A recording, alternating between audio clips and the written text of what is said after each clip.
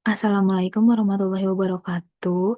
Yang terhormat Bapak dan Ibu dosen penguji serta Bapak dan Ibu dosen pembimbing, perkenalkan nama saya Lika Putri Hairunisa dengan NIM 17056222160. Pada kesempatan kali ini saya akan memaparkan proposal penelitian dengan judul Pengaruh Cash Conversion Cycle dan Growth Opportunities terhadap profitabilitas atau return on asset pada perusahaan industri automobiles dan komponen yang terdaftar di Bursa Efek Indonesia pada tahun 2015 sampai 2024.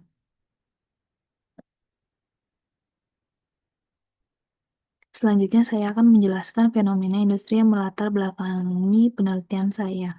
Seperti yang diketahui, industri otomotif dan komponen merupakan sektor strategis dalam perekonomian nasional, dengan kontribusi sekitar 4-5% terhadap PDB dan menyerap lebih dari 1,5 juta tenaga kerja. Namun, meskipun memiliki peran penting, sektor ini masih menghadapi tekanan pasca pandemi. Berdasarkan data Gaikindo, produksi kendaraan roda 4 mengalami penurunan dari 1.470.146 unit pada tahun 2022 menjadi 1.395.717 unit pada tahun 2023, dan pada semester 1 2024 hanya mencapai 561.772 unit. Dan kondisi ini menunjukkan bahwa pemulihan industri belum sepenuhnya stabil. Nah, penurunan produksi ini tidak berdiri sendiri, tetapi dipengaruhi oleh berbagai faktor seperti kenaikan harga bahan baku, fluktuasi nilai tukar, serta pergeseran industri menuju kendaraan listrik yang menuntut penyesuaian strategi operasional dan investasi perusahaan. Fenomena ini penting karena perubahan pada sisi operasional industri secara langsung berdampak pada kinerja keuangan perusahaan, khususnya profitabilitas. Nah, selanjutnya, fenomena industri tersebut tercermin secara nyata pada kinerja keuangan perusahaan, khususnya profitabilitas yang diukur dengan return on asset. Berdasarkan data laporan keuangan perusahaan otomotif dan komponen yang terdaftar di BI, rata-rata ROA menunjukkan tren peningkatan dari 2,19% pada tahun 2020 hingga mencapai 9,12% pada tahun 2023. Namun pada tahun 2024 menjadi menurun dengan angka 8,51% atau turun sebesar 0,6%. Penurunan ini diperkuat oleh data Gaikindo yang menunjukkan penjualan mobil secara wholesale pada kuartal 1 2024 turun 23,9% secara year on year, sementara penjualan retail juga turun 15%. Nah, penurunan ROA ini mengindikasikan bahwa perusahaan menghadapi tantangan dalam mengelola aset dan menghasilkan laba secara optimal meskipun industri berada dalam fase pemulihan. Fenomena ini menjadi penting karena menunjukkan adanya potensi permasalahan dalam efisiensi operasional dan strategi pertumbuhan perusahaan, sehingga perlu dianalisis faktor-faktor yang mempengaruhi profitabilitas tersebut. Variabel pertama yang saya gunakan adalah conversion cycle atau CCC yang merepresentasikan efektivitas penggunaan modal kerja perusahaan. CCC mengukur seberapa cepat perusahaan mengonversi persediaan dan piutang menjadi kas setelah dikurangi periode pembayaran utang. Semakin pendek siklusnya, semakin efisiensi penggunaan modal kerja perusahaan. Dalam konteks industri otomotif dan komponen yang padat modal ini, dan juga bergantung pada rantai pasok, efisiensi pengelolaan kas menjadi sangat krusial, sehingga ketidakefisienan dalam pengelolaan persediaan, piutang maupun utang dapat menahan dana dalam jumlah besar dan menurunkan profitabilitas. Oleh karena itu, JCC dipilih sebagai variabel utama untuk melihat bagaimana efisiensi model kerja mempengaruhi return on asset perusahaan. Variabel kedua yaitu growth opportunities yang mencerminkan peluang pertumbuhan perusahaan di masa depan. Growth opportunities ini menunjukkan kemampuan perusahaan dalam memanfaatkan peluang investasi dan juga ekspansi aset untuk meningkatkan kinerja ke jangka panjang. Pada industri otomotif, terutama di tengah transisinya yang menuju kendaraan listrik ini, perusahaan itu dituntut untuk terus berinvestasi dan juga mengembangkan kapasitas usahanya. Namun, peluang pertumbuhan ini tidak dikelola dengan baik, justru bisa berpotensi menekan laba dalam jangka pendek. Oleh karena itu, growth opportunities menjadi variabel penting dalam Melihat apakah peluang pertumbuhan ini benar-benar mampu meningkatkan profitabilitas perusahaan.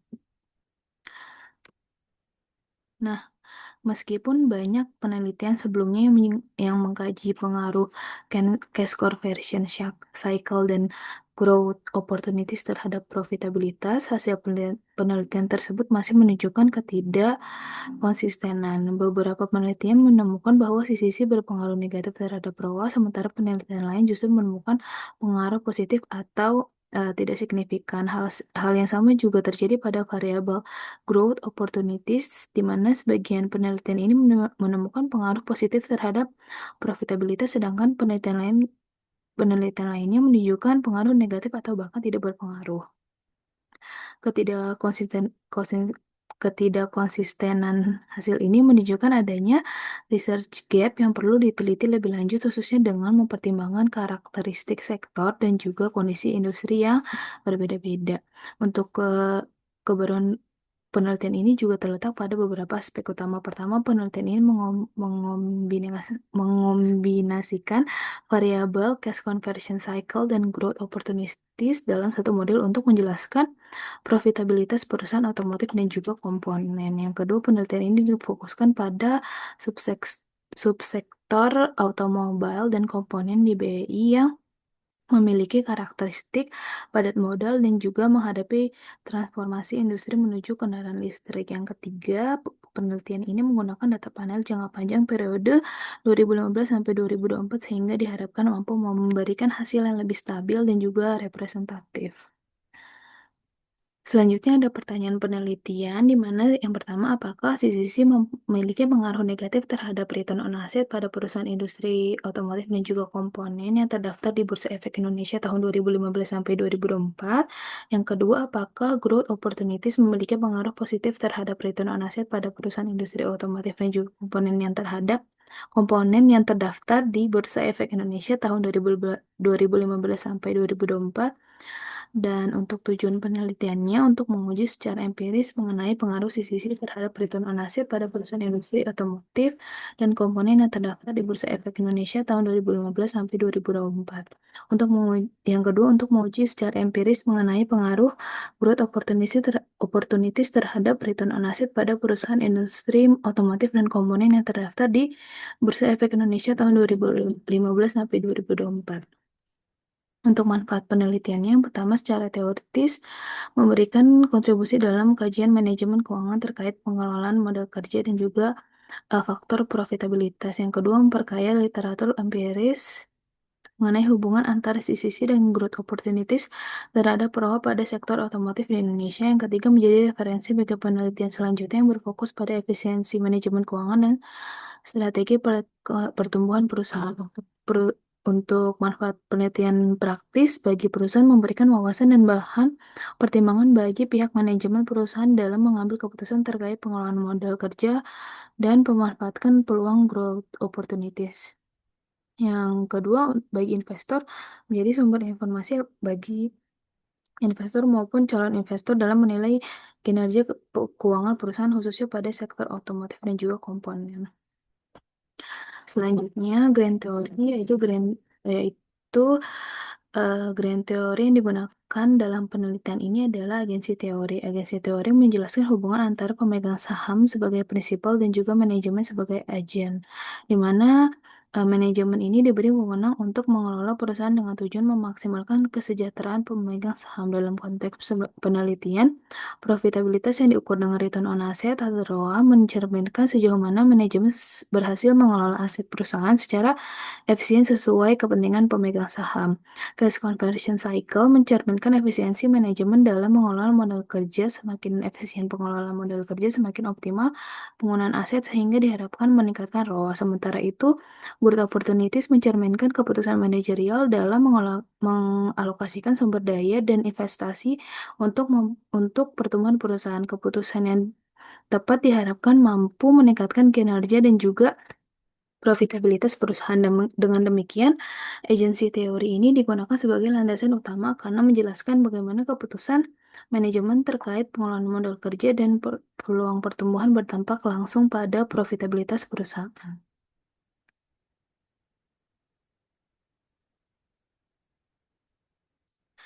Nah, untuk pengembangan hipotesis dalam penelitian ini didasarkan pada agensi teori yang menjelaskan bahwa manajemen sebagai agen bertanggung jawab mengelola sumber daya perusahaan secara efisien untuk memaksimalkan profitabilitas sebagai bentuk pertanggungjawaban kepada pemegang saham.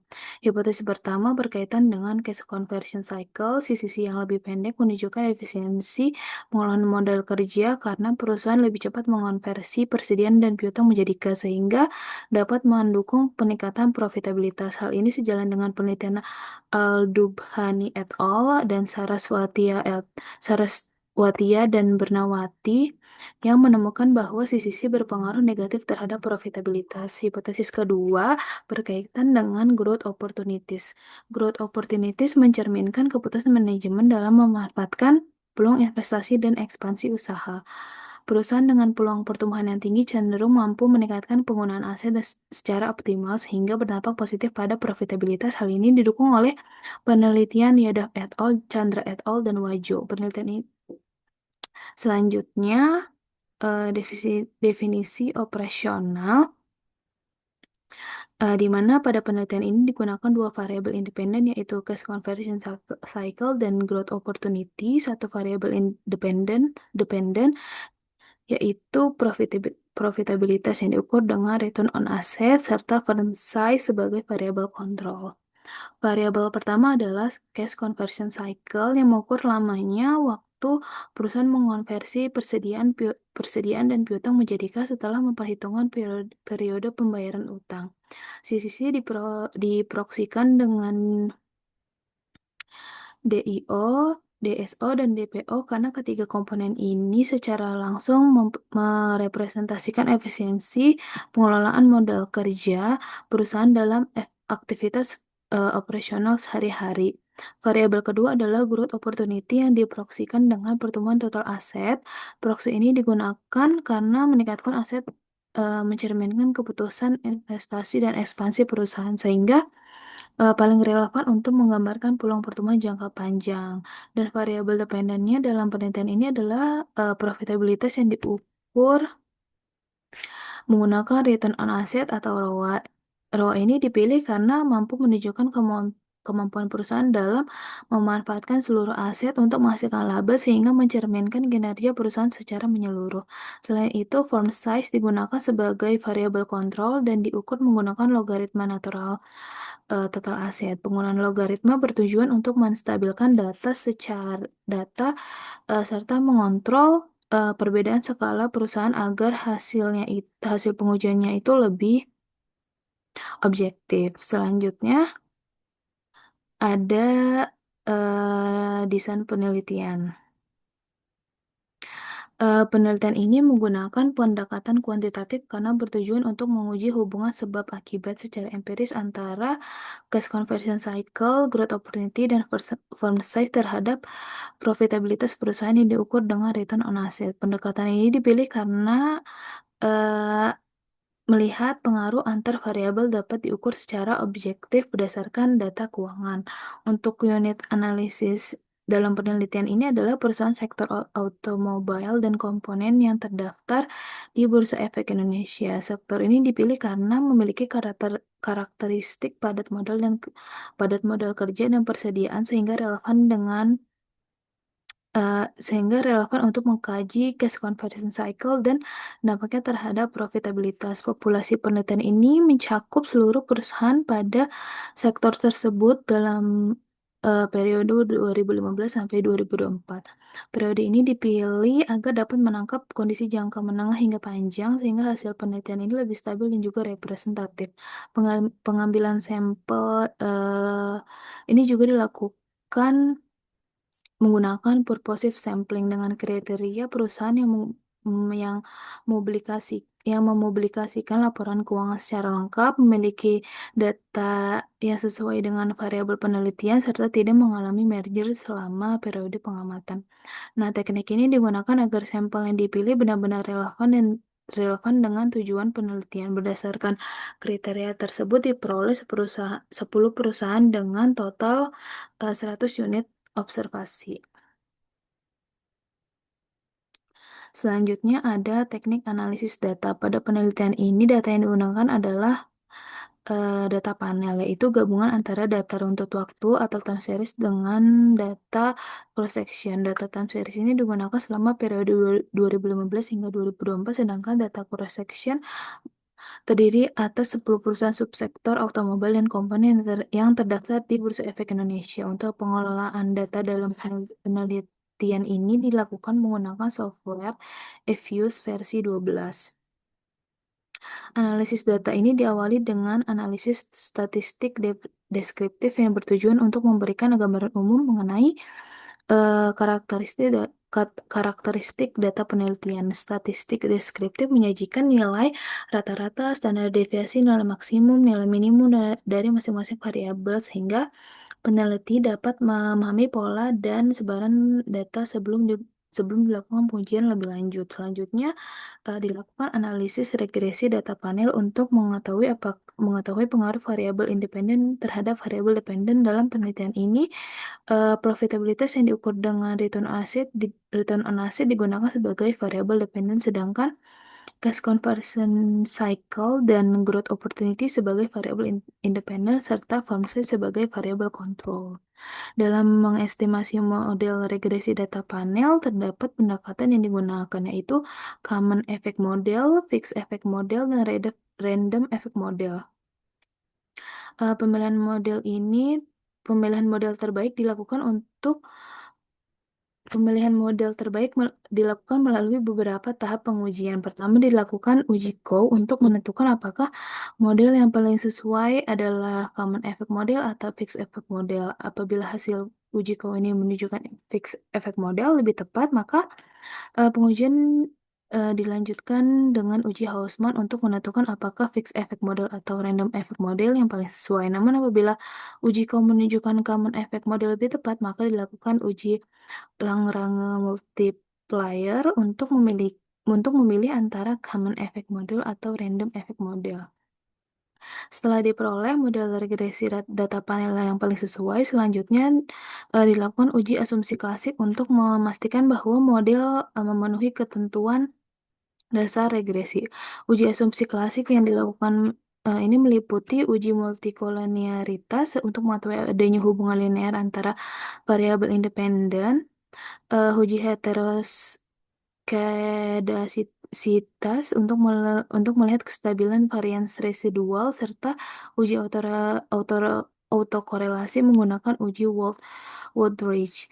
Apabila dalam pengujian ini ditemukan pelanggaran asumsi klasik, maka dilakukan penyesuaian dengan menggunakan robust standard error agar hasil estimasi koefisien regresi tetap konsisten dan dapat diinterpretasikan secara akurat. Nah, tahap terakhir dalam analisis data ini adalah uji hipotesis yang menggunakan uji tes statistik.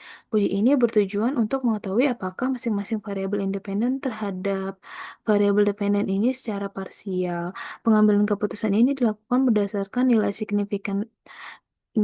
signifikansi dengan tingkat signifikansi sebesar 10%. Melalui tahapan analisis data tersebut, penelitian ini diharapkan dapat menghasilkan kesimpulan yang valid dan dapat dipertanggungjawabkan mengenai pengaruh conversion cycle dan growth opportunity terhadap profitabilitas perusahaan otomotif dan komponen yang terdaftar di Bursa Efek Indonesia. Sekian presentasi dari saya. Terima kasih.